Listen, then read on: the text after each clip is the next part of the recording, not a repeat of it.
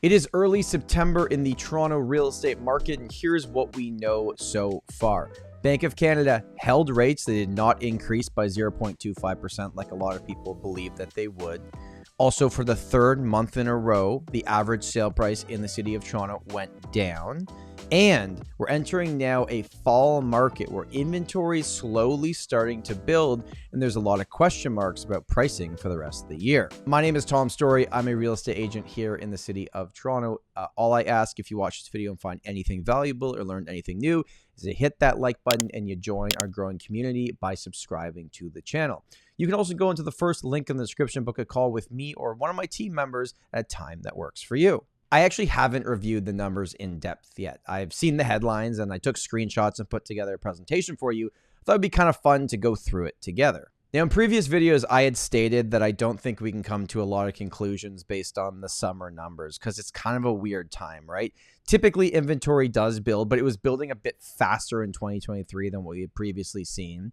We had just had 2 rate hikes right before the summer, and people take time off, they relax, but now the kids are back in school. Life is happening again. The market supposedly is going to pick up. So let's see what the numbers are telling us. Let's take a look at the average sale price going back to what happened in August. So for detached properties, we had an average sale price of $1.635 million. And that was year over year down about 0.8%. Semi-attached, $1.235 million, which was up almost 10% year over year. Townhouses, $971, which was up 6.2% year over year. And then condos at $724,000, which was down about 2% year over year. So those were the 416 numbers. If you take a look at the 905 numbers, they were slightly lower in each category across the board. But the 905, you actually saw increases year over year for every different type of asset class. When we take a look at August 2023 versus 2022, the numbers are fairly similar, but there is a few things I wanted to point out. So if you look at the sales that actually happened, they are kind of the same. We were down 5%, but not too much. You look at new listings, we were up. So we had 12,000 new listings versus just over 10,000 last year. If you look at active listings, we were also up. So we ended August at 15,000 active listings. I'd made a statement in a previous video where in July, we ended at 15,000 active listings too. So we didn't actually build more inventory going from July to August. The absorption kind of kept it at the same place. I personally did think we were going to build more. If you look at average sale price, we got $1.82 million. A year ago, it was $1.79 million. So a 3% change, not a whole lot going on there. But this is all year over year. Let's talk about month over month. Let's go back to the beginning of 2023 and show you what's actually happened in the market and where potential opportunities are for buyers and sellers. Okay, so what we're going to look at now is every single month so far. And the first chart I'm going to show you is for the entire GTA. This is all asset classes, average price, to show you how the first 8 months of 2023 have actually shaken out. So we started in January at a sale price of $1,040,000, and by the end of August, it was $1,082,000. So still a jump up from the beginning of the year, but you can see a significant decrease from the July, from the June numbers, from the May numbers, and May is likely going to be that peak of the market number. Now, August numbers historically are always pretty low. They usually dip down. The September, October numbers will be more telling on where the market is actually at. But interesting to see how we saw those first 5 months of increases. So started at $1,040,000, got to just under 1.2 million. And then so 5 months in a row and then 3 months down.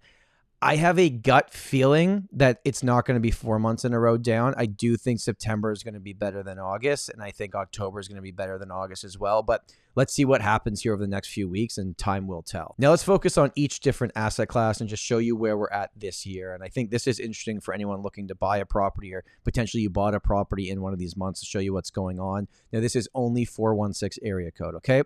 So condos started the year at $711,000. They got up to $784,000 in May, and they've pretty much behaved just like the entire market. You went up, up, up for 5 months, then you've come down for 3 months, right? So the jump down from July to August was about a 25,000 jump. Sales volume was still there for August, so you did see sales happen similar to July, if not slightly higher. But the condo market that started at 711 is now at 724. So the argument you can make is that whether you bought in August or February, the average sale price was kind of the same. other than the fact that there's been 2 rate hikes since then. So depending on what product you've taken in terms of variable or fixed mortgage, may have actually cost more in August, even if the sale price was slightly lower than February. Now let's jump to detached prices, and you can see we started extremely low, just under 1.5. I know that's not low overall, but for Toronto standards, jumped to 1.7, 1.7, 1.8, crossed over 1.9 in May, and then we're sitting at 1.635. So you can see detached is where you see the biggest kind of difference in sale price in August. I want to know what happens with detached in September. I think that's going to be a lot more telling, because really, for the most part, you're only going to sell a property in August if you initially listed it in June or July and it became stale and eventually you just took a price that was lower than you wanted at the beginning, or if you bought in August and needed to sell. Everyone else, at least that I was talking to, was waiting till September. Semi-detached pricing is showing a fairly similar trend. Started the year at 1.15, then by June we were at $1.4 million. We are back to 1.235. So again, pretty similar. It's pushing back to February or March pricing in terms of when you purchase the property.